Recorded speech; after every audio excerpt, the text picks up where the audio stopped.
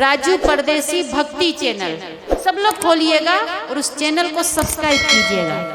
Subscribe कीजिए, like कीजिए, share कीजिए, कमेंट्स कीजिए। जुबान नरम का मतलब मीठा बोलिए, सत्य बोलिए, प्रिय बोलिए। कबीर साहब कहे हैं मधुर वचन है औषधि, कटुक वचन है तीर, श्रवण द्वार हुए संचरे साले सकल शरीर। बोल तो अमोल है जो कोई बोले जान, ये तराजू तोल के तब मुख बाहर आन। रहीम जी ने बड़ा सुंदर कहा है कि रहीमन जिभ्या बाबरी कह गई बचन रसाल, आपो तो भीतर रहे जूती खाए कपाल। छोटी छोटी बात में बहू से उलझ जाना, सास से लड़ लेना। कितनी बहू सास से लड़ती रहती, सास कितनी शक्कर हो पर कभी कभी बहू से टक्कर हो ही जाती है, क्योंकि सास बहू का चक्कर ही ऐसा होता है। अगर सास दो बात बोल दे तो बहू का धर्म होता नीचे सिर करके सुन ले। पर कलयुग है, कलयुग में सास से ज्यादा बहू की आवाज होती है। सास की आवाज कमरा तक है तो बहू की आवाज द्वार तक पहुंच जाएगी, सड़क तक पहुंच जाएगी। इसीलिए कम बोलिए। एक घटना याद आ गई मुझे कि एक लड़का जब जवान हुआ तो लड़की खोजने गए। अब बिहार में तो दहेज चलता है, हम लोगों के यहाँ दहेज नहीं चलता, तिलक नहीं चलता। अगर किसी को शादी करना छत्तीसगढ़ में तो फ्री में शादी हो जाएगी। लड़का चाहे डॉक्टर हो, मास्टर हो, कलेक्टर ही क्यों ना हो, लेकिन 1 रुपया तिलक नहीं लेगा। तिलक लोग जानते नहीं है। हम तो बिहार में आके सुने कि तिलक क्या चीज होती है। हमको तो तिलक ऐसा सोचते थे कि कोई माथे में तिलक लगाता होगा, लेकिन वो तिलक नहीं है और पैसा वाला तिलक चलता है। चपरासी का 10 लाख, मास्टर का 20 लाख, डॉक्टर का 50 लाख, कलेक्टर का 1 करोड़, ये तिलक चलता है। आज जिसकी 5 को बेटी हो गई, उस माँ बाप का तो नींद ही गायब हो जाता है। हम लोग क्या लड़का चाहे डॉक्टर, मास्टर, कलेक्टर क्यों ना हो, 1 रुपया भी तिलक नहीं लेते। और तो वो लड़का वाले लड़की वाले को देते हैं। कितना अच्छा नियम है। अब बिहार का नियम, तो लड़का खोजना शुरू किए। लड़का खोजते खोजते एक लड़की खोजना किए। खोजते खोजते एक लड़की पसंद आ गई। पसंद तो लड़की आ गई, पर तिलक भी पसंद आना चाहिए और तिलक के साथ पढ़ाई भी पसंद आना चाहिए। तो तीनों चीज जब पसंद आ गई तो फाइनली एक बार में नहीं होता, 2-3 बार में घर के मामा, चाचा, फूफा सब जाएंगे, सब देखेंगे, तब फाइनल होता है। तो आखिरी बार फाइनल करने के लिए लड़का के मामा, चाचा, फूफा, पड़ोसी सब जब तैयार हुए जाने के लिए, तो लड़का की माँ कहती है कि बाबू हम भी लड़की देखने जाएंगे। आजकल लेडीज लोग भी लड़की देखने जाने लगे। अरे लेडीज जाए चाहे जेंट्स जाए, लड़की का चेहरा ही नजर आएगा। चरित्र तो आने के 6 महीना बाद पता चलता कि कैसी है, लेकिन फैशन बन गया है। लेडीज सब तैयार हो गई, हम भी जाएंगे देखने। माँ ने कहा बेटा से कि बाबू हम भी लड़की देखने जाएंगे। बेटा ने कहा माँ सब तो जा रहे हैं, मामा, फूफा, चाचा सब जा रहे हैं, तुम छोड़ दो, तुम मत जाओ। अब मत जाओ कहे तो माँ तो गाल फुला के बैठ गई। कहे अभी से मना करने लगा, पता नहीं शादी के बाद क्या करेगा। अब लड़का ने सोचा माँ का दिल तोड़ना ठीक नहीं, अच्छा चलो। माता जी भी बढ़िया से तैयार होके 5000 की साड़ी पहन के स्कॉर्पियो गाड़ी में बैठ गई। लड़की देखने जा रहे, थोड़ा बंठन के समधी के घर जा रहे। तैयार होके जब गई तो वहां से भी लड़की जो है बढ़िया से तैयार होके लिपस्टिक पाउडर करके बढ़िया से फैशन करके चाय ट्रे में रख के जब आई तो बूढ़ी माता जी ऊपर से नीचे तक देखती लड़की को कैसी है, कहीं से कोई मिस्टेक तो नहीं है, चलती ठीक है कि नहीं, लंबाई चौड़ाई ठीक है कि नहीं, सारा चीज नापती है। अब बेचारी लड़की टेबल में चाय रख के चली गई। जब चाय रखकर चली गई तो माता जी मन ही मन सोच रही है कि सब तो ठीक ठाक है, लेकिन बोलती कैसी ये तो पता ही नहीं चला। कहीं ये तुतलाती तो नहीं है, मन में शंका करती। तो महिलाओं का एक स्वभाव होता है कि अंदर तक चली जाती है। लड़की के बेडरूम में चली गई। अब लड़की चौकी में बैठी हुई थी अपने कमरा में। अब बूढ़ी माता जी बगल में जाके बैठ गई। कहा बाबू क्या नाम है? अब बूढ़ी सोचते रही कुछ बोलेगी तब ना ये मुंह खोलेगी। कहा बाबू क्या नाम है? कहा जी माँ जी मेरा नाम रूपा कुमारी है। कहा बढ़िया नाम, बड़ा सुंदर नाम। कहा कितना पढ़ी हो? कहा माँ जी मैं MA की हूँ। अब बूढ़ी माता क्या पता कि MA क्या होता है। और सोची कि सारी पढ़ाई कर ली। और कहती बाबा बहुत पढ़ी हो बहुत। अब बूढ़ी को टेंशन हो गया कि इतनी पढ़ी है तो ये कभी हमारे हाथ पैर दबाएगी भी कि नहीं, कपड़ा धोएगी कि नहीं, खाना बनाएगी कि नहीं, कि कौन कौन खाना बनाते बनता है जरा पूछ लेते हैं। मन में हुआ बूढ़ी का कि हिंदी में क्यों बोले, थोड़ा दो चार अंग्रेजी तो हमको आता है, हम भी दो चार अंग्रेजी जानते हैं। आजकल बूढ़ी माता सब भला स्कूल नहीं गई हो, अंगूठा छाप हो, और दो चार वर्ड अंग्रेजी के तो बोल ही लेते हैं। जैसे कि बहुत टेंशन हो रही है। और टेंशन का हिंदी अर्थ क्या होता है कोई बूढ़ी को नहीं पता। हिंदी में नहीं बता पाएगी लेकिन अंग्रेजी में बता देगी टेंशन हो रही है। टेंशन का मतलब क्या होता है? टेंशन का मतलब मानसिक तनाव हो रहा है। एक तनाव हो रहा नहीं बोलेंगे, बहुत टेंशन हो रही है। तो बूढ़ी माता जी को भी थोड़ी थोड़ी अंग्रेजी आती थी। तो बूढ़ी माता जी सोची कि अंग्रेजी में ही बोलते हैं थोड़ा सा एक दो शब्द। कहा बाबू तुमको भोजन में क्या क्या आता है, किचन में क्या क्या आता है? अब किचन में क्या क्या आता है इसका मतलब कि भोजन भंडार में क्या क्या बनाना आता है। तब वो जो लड़की थी उसने कहा माँ जी मुझे किचन में चक्कर आता है। अब बूढ़ी माता जी के बाप रे बाप, चक्कर इसको आता किचन में, तो ये क्या हमारे कपड़ा धोएगी, क्या खाक हमारे हाथ पैर दबाएगी? ये कुछ करने वाली लड़की नहीं है। अभी रिजेक्ट हो जाए तो ठीक है, बाद में तो आफत आ जाएगी। बाहर निकली धीरे से, कान में पति के कहती उठिए चलिए दूसरी देख लेंगे। अब पति बेटा को कहता बाबू उठो दूसरी देख लेंगे। लड़का कहता हमको तो यही पसंद है। आजकल माँ बाप से ज्यादा लड़का लड़की की पसंद चलती है। जो पसंद हो गई तो हो गई। अब बूढ़ी को तो पसंद नहीं था। घर में शादी हो के बहू आ गई। एक दिन दो दिन चार दिन बीता पर बहू भोजन नहीं बनाती। एक दिन बूढ़ी माता जी ने कहा, सास ने कहा कि बहू आज तुम्हारे हाथ का खाना खाएंगे। आज बढ़िया से भुजिया, दो तीन प्रकार की सब्जी, चावल, खीर, पूरी आज तुम्हारे हाथ का खाएंगे। अब बहू को तो लगा जैसे दुख का पहाड़ टूट गया। सब दिन हॉस्टल में रहे, पढ़े लिखे, माँ बाप की एकलौती बहन। अब बूढ़ी माता जी कहती भोजन बनाना। माँ को तुरंत बटन दबाया, फोन की, कहा हेलो मम्मी किस घर में शादी कर दिए? बूढ़ी कहती खाना बनाओ।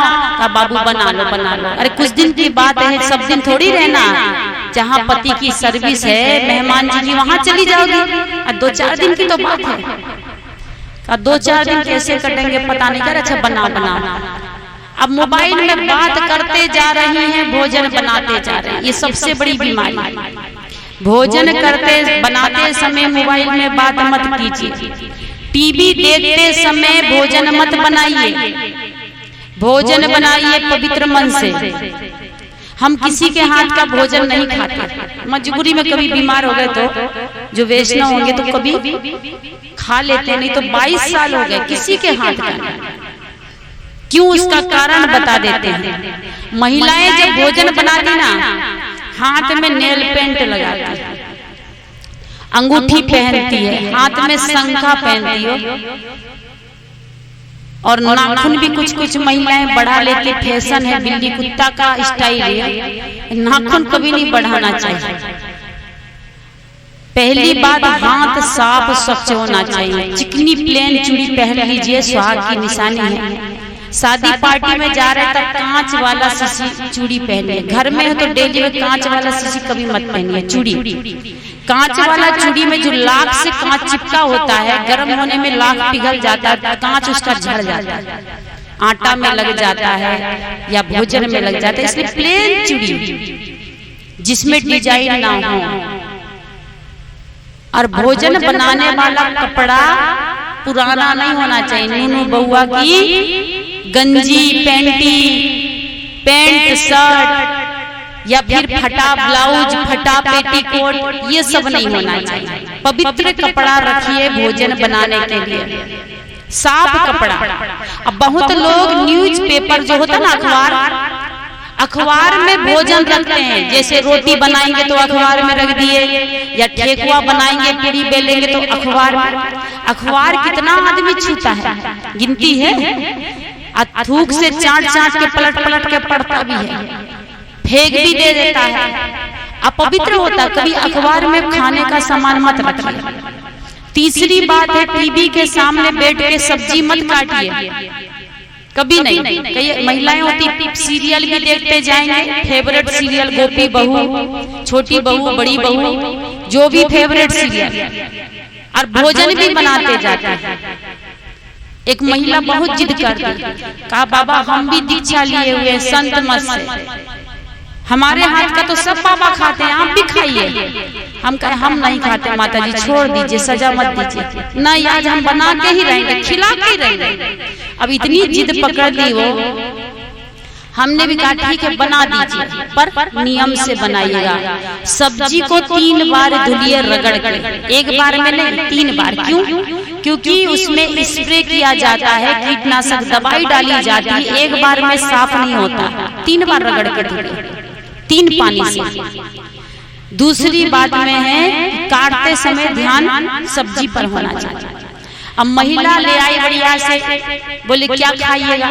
हमने कहा हमको भिंडी की भुजिया पसंद है। तो कहा ठीक है, भिंडी लाई, एक पानी से धोई, बेटी लाई, काटना शुरू की। सामने टीवी भी चल रही थी, हमसे भी बातें करते जा रही थी, और टीवी भी देखते जा रही थी, भिंडी भी काटते जा रही थी, कच काटते काटते 2-3 पिल्लू काट डाली।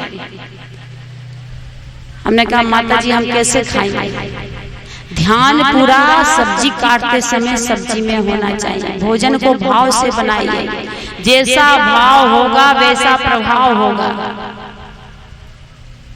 तीसरी बात है, भोजन बनाते समय बोलना, खांसना, हंसना नहीं चाहिए। बोलना है तो बगल में मुंह करके।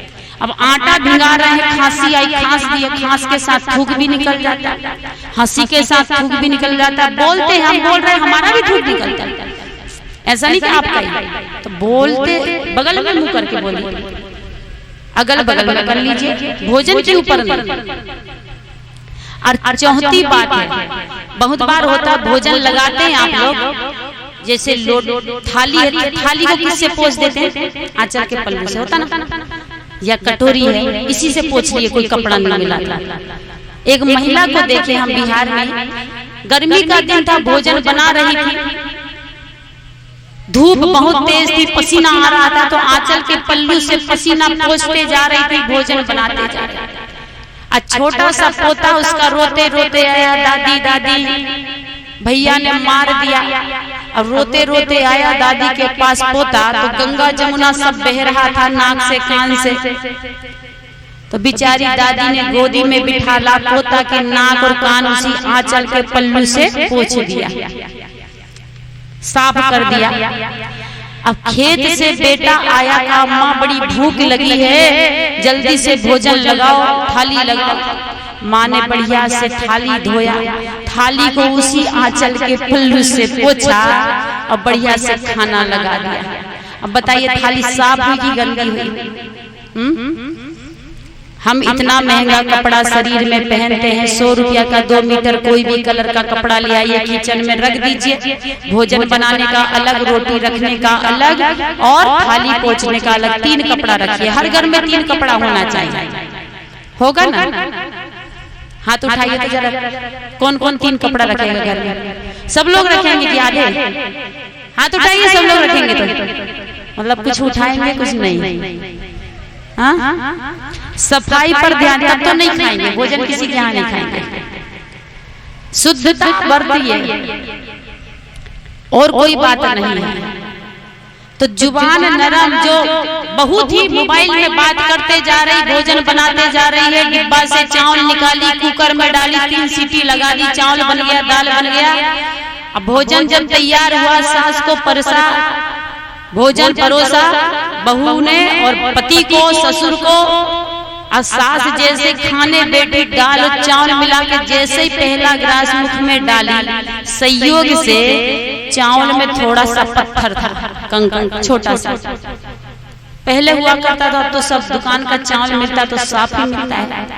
गांव में पहले तैयार होता था तो कंकड़ रह जाता था। चावल में छोटा सा कंकड़ था। बूढ़ी माता जी के दांत के नीचे कंकड़ जब कट से किया तो बूढ़ी तो चिल्लाना शुरू कर दी। ओ रूपा कुमारी कहाँ गई? का जी माँ जी, का भगवान ने 2-2 आंख दी है, अंधी होगी, चावल देख के नहीं बना सकती, आंख फूट गई है कि? अब गुस्सा में सास अपना पावर दिखा रही है, तो बहू भी आजकल कलयुग में पावर दिखाए बिना नहीं छोड़ेगी। का 2-2 आंख दी भगवान ने, चावल देख के नहीं बना सकती। बहू को भी बड़ा गुस्सा आया, ब्याज सही रिटर्न करती। का माँ जी, आपको भी भगवान ने 32 दांत दिए, 2-4 पत्थर नहीं चबा सकती? इतना चिल्ला रही, चुप रहो, चुपचाप खाना खाओ। संत कहते हैं कि जुबान को नरम रखिए, मीठा बोलिए, बहू हो चाहे बेटी हो, प्यार से बोलिए, बेटा चावल चुन के बना लेना। एगो पत्थर निकल गया था। अब बहू भी कहती माँ जी गलती हो गई, अब देख के बनाएंगे। अब आपने जैसा एक्शन किया उधर से वैसा रिएक्शन मिला ना। एक्शन टू रिएक्शन, क्रिया की प्रतिक्रिया होती, ध्वनि की प्रतिध्वनि होती है। इसलिए बहू को बहू की दृष्टि से मत देखिए, बेटी की तरह। नहीं तो बहू भी जो है सास को मां नहीं सास की तरह देखेगी। तो तीसरी बात है जुबान को नरम रखिए तो घर स्वर्ग सा सुंदर होगा। और जुबान को अगर छुरी की तरह तेज बना के रखिएगा तो घर स्वर्ग नहीं नर्क बन जाएगा।